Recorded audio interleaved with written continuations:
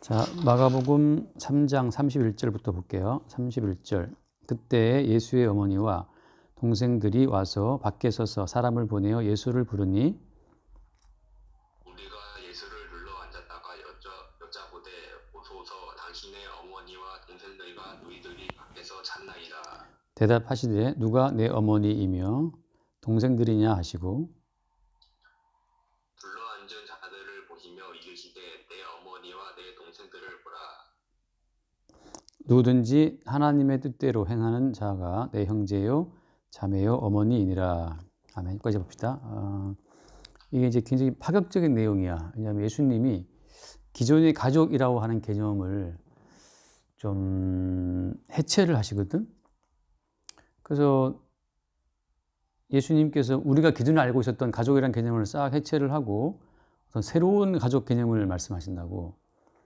그래서 많은 사람들이 성경을 볼 때 좀 헷갈려하는 게 있어요. 왜냐하면 예수님은 기존에 있는 우리들의 가치, 가족이 제일 중요한 가치잖아. 인간 사회에서는 가족이 제일 중요한 가치인데 예수님이 가장 중요한 가족의 가치를 이거를 부정을 하시고 가족이라고 하는 새로운 개념을 말씀하시거든. 이런 것 때문에 말하자면 이제 윤리학자들이나 그러니까 사회학자들, 그러니까 성경을 가지고 이 사회에 좀 도움이 되는 쪽으로 이제 끌고 오려고 생각했던 사람들이 좀 당황을 많이 하는 거예요. 왜냐하면 예수님 말씀하신 이런 식의 가족이라면 이건 종잡을 수가 없거든. 인간의 힘과 노력으로 만들 수가 없는 가족이에요. 예를 들어 오늘 말씀 보면 그 예수의 어머니와 동생들이 밖에 와 있었단 말이지. 그래서 이제 예수님은 지금 막 사람 가르치고 하느라고 이제 사람 사이에 둘러싸여 계시는 거고. 그래서 사람이 이제 예수님 그 어머니와 동생들이 밖에 와 있으니까.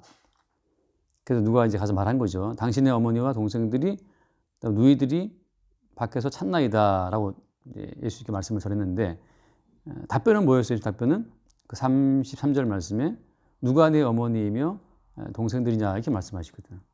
누가 내 엄마냐, 누가 내 동생들이냐.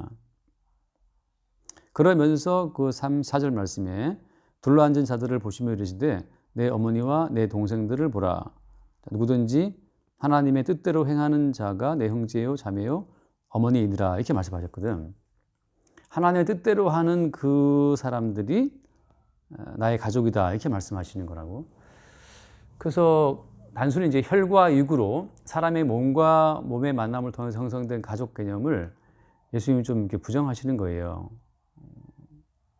그러면 진짜 이 모든 가족을 싹 부정해 버리면 그럼 지금 있는 모든 가족은 뭐냐? 지금 있는 아빠, 엄마, 아이들은 동생들은 어떤 개념이 되겠어요? 그래서 먼저 하나 이제 교정해야 될 것은 뭐냐면 모든 성경 말씀이 현재 우리의 가족 자체를, 현재 우리의 가족 개념 자체를 지지하는 것은 아니라는 사실을 먼저 알아야 돼. 물론 예수님께서 말씀하시는 그 전체 맥락을 보게 되면 이제 나오지만 그렇다면 현재 가족의 의미는 뭐냐는 거지. 맨날 아빠, 엄마, 아이들, 동생들 살아가고 있는데 그럼 그런 가족의 의미는 뭐겠어요? 예수님이 부정하신다고 해서 그럼 다 없애버리면 되나? 다 없애버리고 그냥 해체하면 되는 거냐고. 그건 또 아니에요. 그래서 가족이라고 하는 것은 엄밀히 말하면 예수님 말씀하신 것처럼 하나님 뜻대로 하는 그 새로운 가족을 보여주는 하나의 모형적인 개념이야. 모형적인 개념. 그러니까 우리는 이 보이는 가족을 통해서 보이지 않는 예수님의 가족을 바라보게 되는 거죠. 단지 이 보이는 가족과의 생활을 통해서 보이지 않는 하나님 나라의 가족이 어떤 것인지를 우리는 감 잡는 거라고. 그리고 이제 이 보이는 가족을 말하자면 해체한다. 보이는 가족을 부정하면서 보이지 않는 하나님 가족이 새롭게 이렇게 생성이 되는 거예요. 그러니까 보이지 않는 하나님의 가족이라고 하는 것은 반드시 보이는 가족을, 현재 기존에 있는 가족을 그것을 부정하면서만 등장이 되는 거거든. 그러니까 보이는 가족도 있어야 돼, 사실은. 보이는 가족이 있어야만 그 바탕 속에서 보이지 않는 예수님의 가족이 새로 이렇게 말하자면 이제 튀어나온다고 하는 거지. 그래서 이런 개념 자체가 쉽지가 않아요. 그러니까 지금 말하자면 지금 우리 가족은 하나님의 가족이다 이렇게 말할 수 있는 것은 아무것도 없어. 일단 현재 있는 가족 자체가 부정이 되면서만 나오는 개념이니까. 그래서 이런 개념을 딱 뭐라고 이렇게 우리가 이제 이 눈으로 보고 손으로 만지고 하는 이 오감각으로 어디 그런 가족이 있느냐라고 딱 잡을 수가 쉽지 않은 거예요. 오늘 말씀에 예수님 뭐라 말씀하셨어요? 오늘 말씀에는 누구든지 하나님 뜻대로 행하는 자가 내 형제요 자매요. 오늘다 말씀했단 말이지. 하나님 뜻대로 행하는 그 자들이 그 순간 예수의 가족으로 등장하는 거지. 어떤 사람도 내가 하나님 가족이라고 나 자신을 하나님 가족이라고 이렇게 확정할 수가 없다는 거지. 항상 내가 부정이 되면서 하나님께서 택하신 새로운 자가 이렇게 등장하게 되는 거거든. 다 그래, 성경이 다 마찬가지거든. 그래서 일단은 지금 우리 가족, 나도 이제 아빠잖아, 아빠고, 너도 이제 뭐 아들이잖아, 뭐 그런 식으로 이제 가족이 관계되어 있는데 그런 가족 자체 그대로, 그 가족 그대로 천국에 들어가는 것은 아닌 거야. 천국에 가서도 우리 아빠, 우리 엄마, 우리 따로 식구 뭐 산다. 그건 아닌 거예요. 그러니까 우리가 욕심을 버려야 돼. 현재 우리의 가족이 이대로 천국 들어간다? 이건 욕심이에요. 주님께서 주의 뜻 가운데서 우리 가족을 주의 가족으로 편입시켜 가는 거지. 우리 가족이 천국까지 영원히 간다? 이거는 성경적이 아닌 거지. 우리 욕심이라고. 그래서 자, 가족이라고 하는 가장 기본적인 것은 이제 뭐 아버지 엄마가 있어야 될 거 아니야. 아버지 엄마가. 근데 지금 있는 잠깐 말씀해 볼게. 마태복음 잠깐 말씀. 마태복음 그 앞부분 마태복음 23장을 말씀 보면 마태복음 23장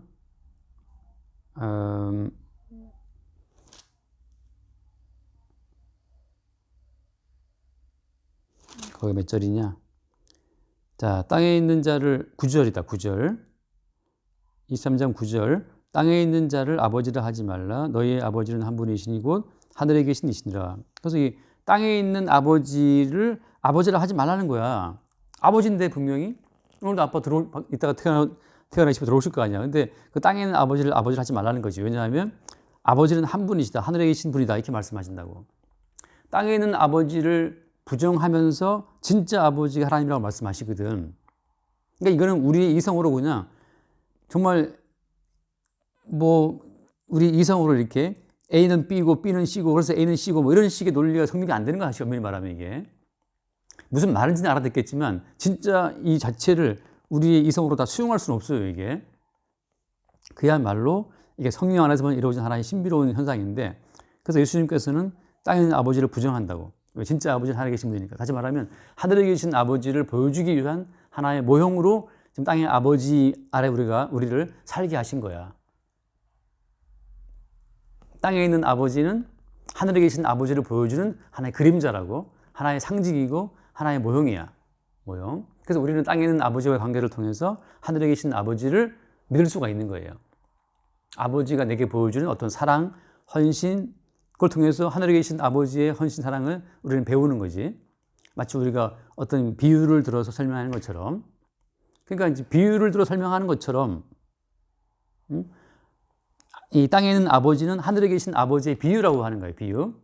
같은 이야기야. 그 밑에 말씀 봐. 그 밑에 말씀 봐. 10절 말씀. 읽어봐. 10절에. 또한 지도자라 칭함을 받지 말라. 너희의 지도자는 한 분이시니 곧 그리스도이시니라. 지금 예컨대 우리가 어느 교회를 간다고 쳐봐. 어느 교회를 간다라고 칠 때 그 교회 목사님이 우리를 지도하시는 분이냐? 아니에요. 교회 목사님은 하나의 비유 같은 존재야.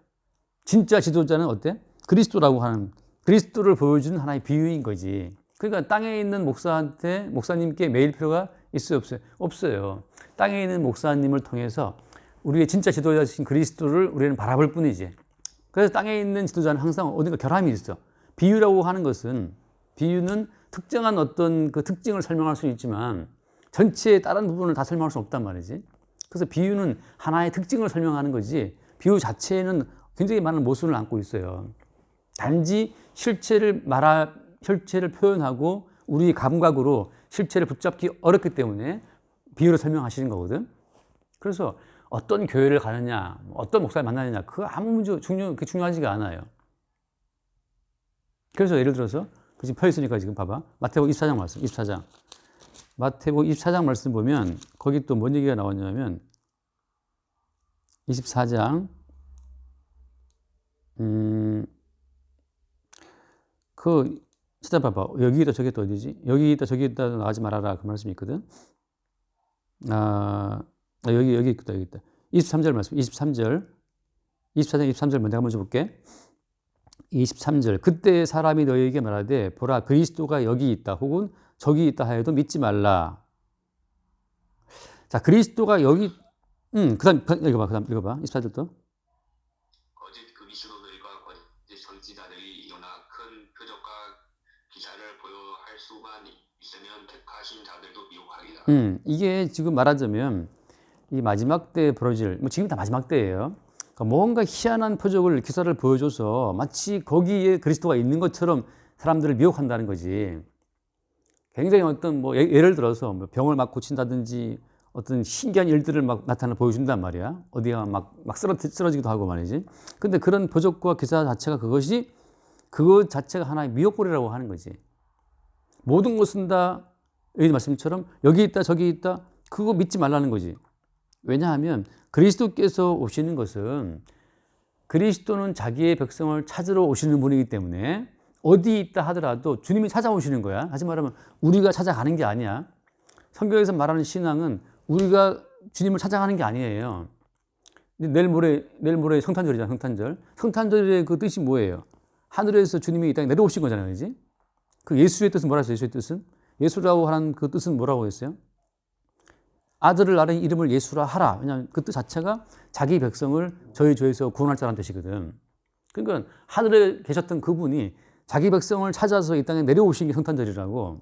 그러니까 성경에서 말하는 어떤 믿음이라고 하는 것은 주님이 찾아오시는 거고 주님이 믿음을 선물로 주시는 거거든. 우리가 찾아가는 건 뭐야?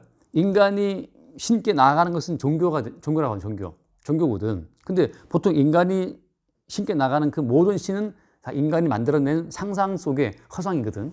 그게 이제 우상이고 마귀라고 하는 거예요. 진짜 주님께서는 찾아오시기 때문에 네가 여기 있든 저기 있든 그게 문제가 안 돼. 주님이 알아서 너에게 찾아오신다니까. 근데 지금 성경 공부하고 있잖아요. 이것도 말하자면 일종의 주님이 너에게 찾아오신 하나의 과정이에요. 그렇다고 어디를 뭐 가라 마라 그런 차원이 아니야. 어디를 간다고 하더라도 변치 않는 건 뭐 변치 않는 거는 구원 자체는 주님이 찾아오시는 과정에 의해서만 일어난다는 거지. 그래서 우리가 그때 요한복음 약간 얘기했었잖아요. 그 사마리아 그 수가성 알지? 그 수가성 여인, 우물가 여인 알잖아? 그 사마리아 자체는 유대인들이 봤을 때는 버림받은 동네예요. 그러니까 정통 유대인이 봤을 때 구원받지 못할 동네가 사마리아였거든. 근데 그 사마리아 성을 그 수가성에 굳이 예수님이 가셨거든. 굳이. 그 말씀 보면 나오지만 예수님이 굳이 그 수가성을 그 사마리아 성을 들어가신단 말이지. 왜냐하면 그 여인을 찾기 위해서. 그래서 여기 말씀처럼 여기 있다, 저기 무슨 표적이 있더라, 저기 무슨 기적이 있더라, 저기 무슨 신기한 일이 있다더라, 뭐. 그게 다 사실은 다 우리를 미혹하는 거예요. 그래서 우리가 찾아가는 그 모든 찾아감 자체가 이게 엉터리라는 거지, 말하자면. 그래서 미혹되는 거예요, 우리가. 우리가 구원을 찾아서 쟁취 혹은 획득하려고 하면 그게 미혹되는 거예요.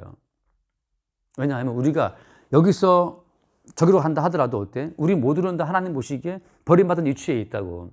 그러니까 모든 세상이라고 하는 것은 하나님 저주 가운데 있어요. 여기를 간다 한들 저기를 간다 한들 하나님 저주를 피할 수 있는 그런 지역이 공간이 없어. 그래서 모든 사람이 다 죄를 범했고 하나님 저주 가운데 있거든. 그래서 구원이라고 하는 것은 주님이 직접 육신을 입고 이 땅에 내려오셔서 그 다음에 잃어버린 양을 찾아 주님께서 온 그 땅을 헤매신단 말이지. 그 지금은 승천하신 이후에 또 성령을 보내셔서 자기가 얻을 백성들을 자기가 찾으시는 거예요. 가끔 물어보잖아. 뭐 세종대왕 어떤 예수님이 어떻게 됐냐. 거기에 대해서 우리가 언급할 위치가 안 돼. 주제가 안 돼. 주제가. 지금 가끔 이제 들으면 우리 인간이 주제 파악 안 하는 질문들을 하거든. 마치 우리가 조물주인 것처럼. 우리는 조물주가 아니고 피조물이야. 그 조물주의 하는 그 모든 일에 대해서 우리가 뭐 왈가왈부 할 수 있는 그런 자격이나 권리가 없어요. 그러니까 조선시대 때 뭐 이순신이 구원받았느냐 그런 건 우리가 논할 주제가 안 된다니까. 우리가 어떤 이성적인 호기심으로 그걸 물어볼 수는 있지만 성경에서는 그런 여지를 허락하지 않아요. 왜냐하면 하나님께서 만드신 모든 창조물이기 때문에 하나님 만드신 모든 창조물에 대해서는 하나님만이 권리가 있어. 피조물 주제에 이순신은 왜 구원 안 했습니까? 라고 물어볼 수도 없고, 고려시대 때 그 사람 어떻게 된 겁니까? 그거 물어볼 수도 없어요. 그건 오직 조물주의 유일한 권리, 만드신 분의 권리에 의해서만 행사가 되는 거지. 다만 지금 인간이 하나님이 만들어 놓으시고 왜 신라시대 사람들은 죽었습니까? 이렇게 물어본다고 하는 것은 어떤 의미예요? 이거는 우리의 자아의식이 생긴 결과인데, 우리의 자아의식이 생겨서 즉 우리 나름의 관점을 갖고 세상을 보는 거거든. 근데 우리 나름의 독립적인 관점을 갖고 세상을 바라본다고 하는 것은 이게 마귀적인 거예요. 성경에서 볼 때는. 왜? 하나님께서는 우리를 피조물로 지었지, 우리가 주님과 함께 앉아갖고 모든 이 피조물에 대한 경륜을 논할 자리로 우리를 부르신 게 아니거든. 하나님 보좌 우편에는 예수님만 계셔. 그 말은 하나님은 예수님하고만 모든 피조물에 대한 통치 자체를 경륜 다스리신다고 하는 거지. 그래서 마찬가지예요. 그러니까 여기다 저기다 그 자체가 의미가 없는 거라. 왜? 어디든지 간에 주님께서 원하시는 자들을 주님이 찾으시는 거니까. 그래서 비유라고, 비유. 다시 한 말씀 봐야지. 아버지도 그래서 비유예요. 그 다음 말씀 봐요. 에베소서 말씀. 에베소서 말씀을 보면 또 비슷한 얘기가 나와 있어요. 에베소서 4장 맞나?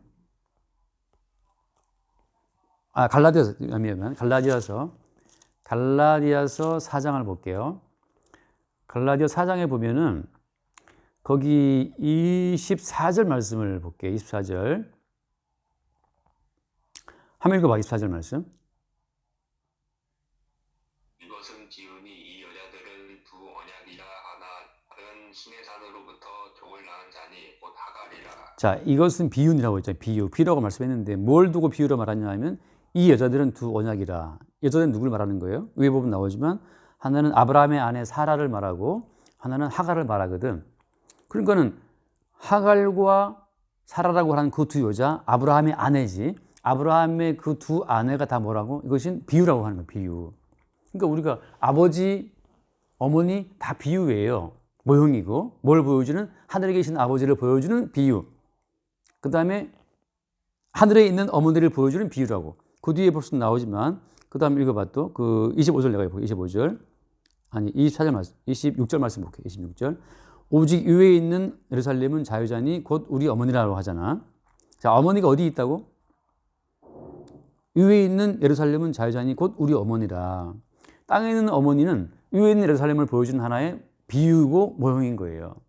그러니까 지금 이 땅에 있는 가족이라고 하는 것은 하늘에 있는 가족을 보여주는 비유고 모형이야. 그래서 우리는 이 비유를 통해서 하나님 아버지는 이런 분이시겠구나를 아는 거고, 어머니는 다시 말해 교회인데 교회는 이런 존재있구나를 우리가 비유를 통해서 알 수 있는 거예요. 오케이? 자, 그래서 그 뒤에 말씀 봐요. 펼쳐 있으니까 30절 말씀, 30절. 그러나 성경이 무엇을 말하느냐? 여종과 그 아들을 내쫓으라. 여종의 아들이 자유 있는 여자의 아들과 더불어 부업을 얻지 못하기라 하였느니라. 이게 이제 무슨 얘기인지 알 거야 아마. 그 아브라함의 아내 그 후처 하갈과 하갈에 대한 이스마엘을 나중에 추방해 버리거든. 그러니까 천국에서 추방될 자들, 천국에서 추방되는 자들을 보여주는 하나의 모형과 비유로 하갈과 그 아들 이스마엘이 등장하는 거예요. 그러니까 이 땅에서 있는 그 아브라함과 아내, 남편과 아내, 그것도 하나의 비유였고, 그다음 이삭을 봤을 때는 아브라함의 아버지였으니까 아버지도 비유고, 이삭이 봤을 때 사라가 엄마였으니까 엄마도 비유였던 거지. 그리고 하나님 나라의 가족이 합류되지 못하는, 하나님 나라의 가족으로 합류가 안 되는 그 추방되는 자들을 보여주는 모형으로 비유로 나온 게 하갈과 또 이스마엘이라고 하는 거죠. 그게 돌아와서 말씀 봐. 돌아와서 보면 오늘 다시 그 마가복음 돌아와서 볼게. 마가복음 돌아와서 보게 되면, 그래서 누가 내 어머니며 동생들이냐. 지금 예수님이 하신 말씀은 비유로서의 어머니와 동생들을 말씀하는 게 아니고, 비유로서의 어머니와 동생들은 예수님도 인정하시고 아시는 거야. 다만 지금 이 사람들이, 이 군중들이 지금 비유로서의 어머니와 동생들을 진짜 가족인 것으로 알고 있고, 지금 비유로서의 그 동생과 어머니들이 그대로 천국까지 갈 것으로 지금 말하기 때문에 예수님이 그것을 교정하시는 거예요. 지금 그렇게 너희들이 중시하고 있는, 그토록 너희들이 지금 사랑하고 있는 가족이라고 하는 것은 하나의 모형이고 하나의 비유일 뿐이다라고 하는 거죠. 그 모형과 비유를 깨고 진짜 실체는 어떻게 드러난다? 실체는 이 말씀처럼 하나님 뜻대로 행하는 자가 내 형제요 자매요 어머니다라고 말씀하시면서 이 모형과 비유를 통해서 드러나게 될 진짜 가족이 따로 있다는 사실을 말씀하시는 거거든. 그러니까 우리가 이 세상을 살아가면서 이런 거죠. 성경의 말씀 진리를 통해서 자꾸 우리는 이 모형과 비유로서의 가정을 위해서 이걸 말씀을 땡겨오거든. 또 아까 말한 것처럼 모형과 비유로서의 교회야. 여기 뭐 해화동 교회, 뭐 강릉, 뭐 서울, 부산, 대구, 뭐 강릉 온 사방에 교회들이 많잖아요. 그 모든 교회는 다 하나의 비유로서의 교회라고. 그럼 진짜 교회는 어디야? 진짜 교회는? 진짜 교회는 하늘에 있어요. 아까 말한 것처럼 위에 있는 그 예루살렘이 어머니라 말씀했잖아요. 그지? 예루살렘은 땅에 있지 않다고, 위에 있다고 지금은. 그러니까 이 모든 말을 마치 물리적으로 우리의 이 어떤 감각적으로 어디 있나 예루살렘이라고 말하면 예루살렘은 지금 저기도 있어. 팔레스타인 가면 있단 말이지. 나도 갔다 왔다고. 가서 보니까 거기 뭐 온 세계 사람 다 몰려왔어, 예루살렘에. 예루살렘은 정말 도시가 작아. 크지가 않아. 근데 거기에 뭐 러시아 종교회, 뭐 그리스 종교회, 뭐 카톨릭 그 신도들, 또 기독교 신도들, 또 이슬람 거기 이제 황금 돔 사오면 이슬람 사원이니까 또 이슬람 애들 거기 뭐 온 세계 사람들이 다양한 종교적인 복장을 입고 왔다 갔다 하더라고 거기. 왜? 거기 땅에 예루살렘의 의미를 두고 지금 모여든 거라고. 성경은 무슨 말을 해요? 땅에 있는 예루살렘은 진짜 예루살렘이 아닌 거야. 위에 예루살렘을 보여주는 비유라고. 아까 성경 가르쳐 봤잖아요, 그지? 오직 위에 있는 예루살렘은 자유자니 우리 어머니라고 말씀했잖아. 예루살렘은 위에 있는 거예요. 그러니까 위에 있는 예루살렘을 보여주기 위해서 땅의 예루살렘을 비유로 하나님 허락하신 거지. 그러니까 오늘 마찬가지야. 우리가 교회 나갈 때에도 회화동 교회가 진짜 교회다. 그거 헛소리예요. 그다음에 어떤 교회 가면 진리가 있겠지. 그것도 아까 말했지. 믿지 말라고. 어떤 교회 가면 표적이 있겠지. 그거 믿으면 안 돼요. 우리가 어디를 가서 거기에 진리가 있다, 구원이 있다. 이거 다 거짓말이야. 왜냐하면 길이요 진리요 생명이신 주님이 자기의 양떼를 찾아서 오시기 때문에 그냥 네가 집에 앉아 있어도 주님께서 필요하면 모든 걸 다 공급하셔서 너로 하여금 집을 나오게도 하시고 다 하신다고. 그걸 이제 우리는 믿는 거지. 그러니까 내가 움직임으로써 어디에 진리가 있다. 주님 말씀하시잖아. 나가지 말라는 거 아니야. 여기 있다, 가지 말라. 저기 있다, 가지 말라는 거예요. 왜냐하면 주님께서 번개가 번쩍임 같이 주께서 원하시는 자들을 찾아오시는 거니까. 그래서 오늘 말씀의 핵심은 뭐냐. 하도 사람들이 자기 가족 중심으로 살잖아요. 그죠? 그러니까 우리가 그렇잖아. 먹고 마시고 장가가고 시집가고. 이 장가가고 시집가는 것은 인간의 본능이야. 남자가 여자 찾고, 여자 남자 찾고. 이거 본능이란 말이지. 그래가지고 서로 그냥 그 육적인 본능으로 결합해서 아이를 낳았어요. 낳고 보니까 이게 너무나 소중해. 왜? 내 몸으로 낳은 내 아이니까. 그래서 우리는 지금 그 장가가고 시집가고 아이를 낳은 그런 결심으로 만들어진 이 가족 자체를 굉장히 중시해서 이 가족을 위해서 진리를 막 끌어와. 예수님도 끌어와. 가족의 안정과 평화와 번영을 위해서라면 뭐든지 끌어와. 이게 주님께서는 야, 비유와 모형 안에다가 실체를 담을 수 있느냐. 잠깐 담을 수 있지 못해. 결국은 실체가 모습을 드러낼 때는 비유와 모형 껍데기를 깨고 실체가 드러나거든. 그래서 주님께서 예루살렘을 파괴시켜 버린 거예요. 그래서 이 땅에서 어떠한 가족도 항상 평화로울 수가 없어. 항상 가족은 깨져. 뭐 너희 집은 항상 화목한가? 그러니까 아빠 엄마 늘 다 해줘. 늘 막 사랑하고 이렇게 아껴주고 살아가시나?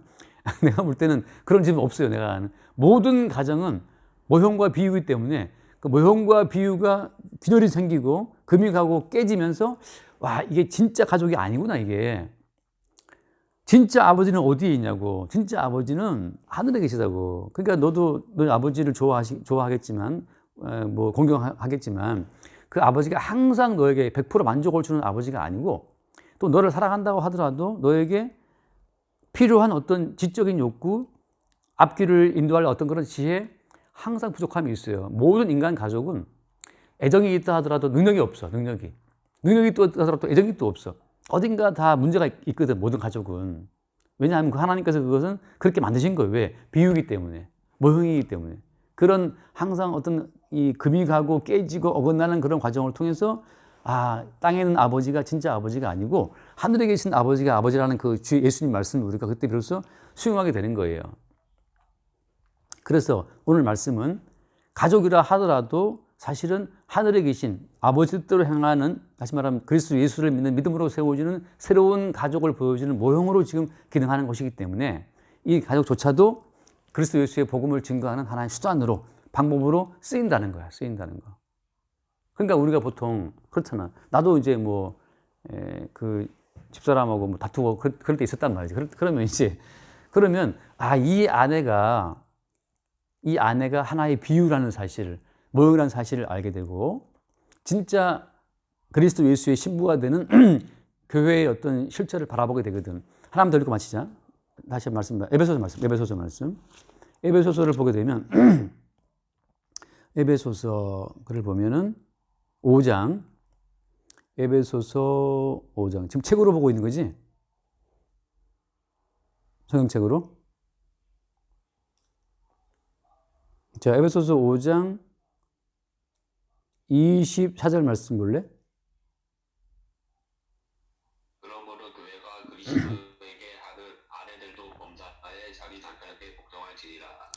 자, 이게 이제 아내들 보고 남편에 복종하라고 말씀하고 있는 거거든. 다음 25절, 남편들아 아내 사랑하기를 그리스도께서 교회를 사랑하시고 교회를 이와 자신을 주님같이 하라. 이번엔 또 남편들한테 아내 사랑을 말씀하시고 있는 것이고, 이렇게 남편 보고 아내 사랑하라, 아내에게 남편 사랑하라, 복종하라, 이렇게 말씀하고 쭉 말씀을 하면서 그 밑에 봐봐. 그 32절을 봐. 32절.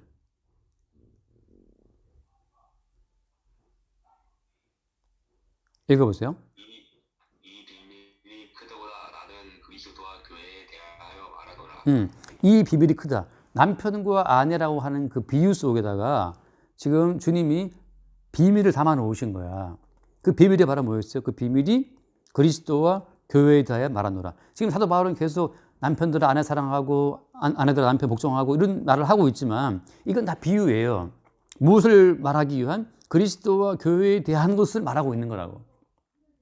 똑같아. 지금 예를 들어서 흔히 하는 말을 그러잖아. 목사님께 순종하라 하잖아. 우리가 많은 분들이 목사님에게 순종하고 목사님이 잘하라고 그런 말도 한단 말이지. 근데 그것도 하나의 비유라고.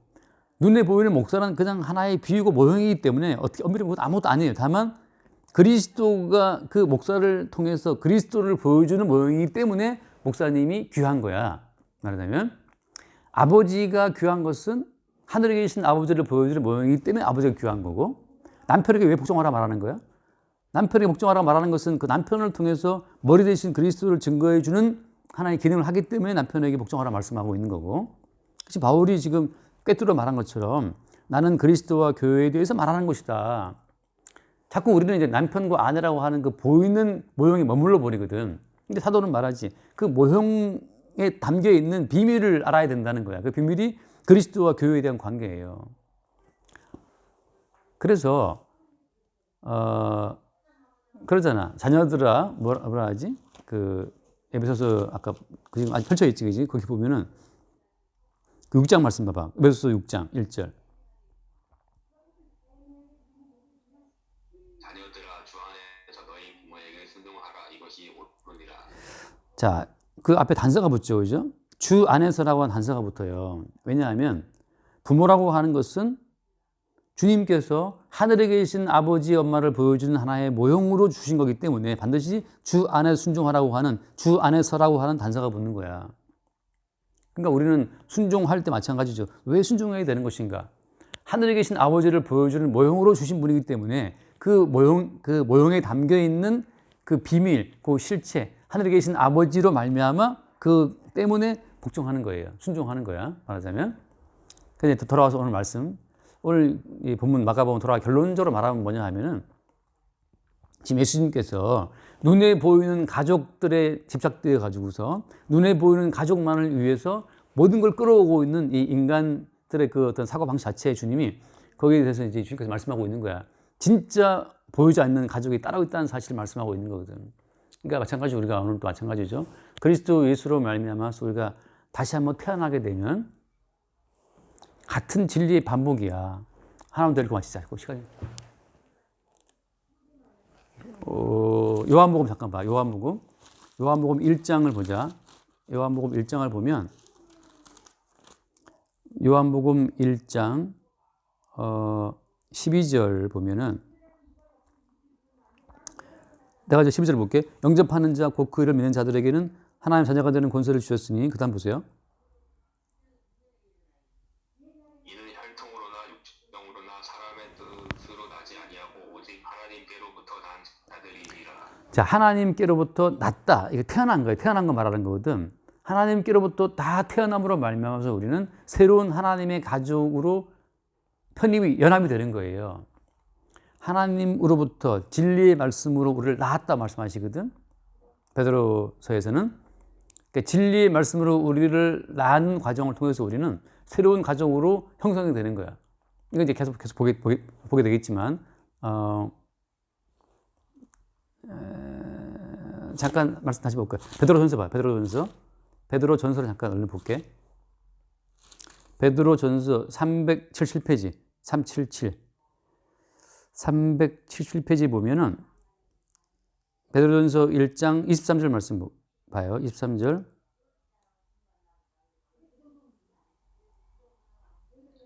너희가 거듭난 것은 썩어질 씨로 된 것이 아니요 썩지 아니할 씨로 된 것이니 살아있고 항상 있는 하나님의 말씀으로 되었느니라. 그러니까 너희가 거듭난 것은 하잖아, 그지? 거듭 태어난 것은 성경은 계속 태어난 걸 말하거든. 근데 성경에서 말하는 태어남 자체는 육신적인 태어남을 비유로 해서 설명이 되는 거야. 만약에 우리가 육신으로 안 태어났더라면 성경에서 말하는 거듭 태어남도 우리 이해를 못 해요. 하나의 모형과 비유로 태어난다는 사실을 말씀해 주고 있는 거거든. 따라서 육신적인 모든 가족이라고 하는 것은 진리의 말씀으로 형성될 새로운 가족을 보여주는 하나의 모형과 비유로 주어진 것이다. 그리고 이 모든 땅에 있는 가족 자체를 부정하면서 새로운 가족을 말씀하시는 그 주님이 우리 가운데 나타나실 때, 항상 찾아오실 때마다 우리는 여기에 대한 이 세상에 형성된 가족에서부터 눈을 뜨고 진짜 새로운 가족을 보게 된다고 하는 거지.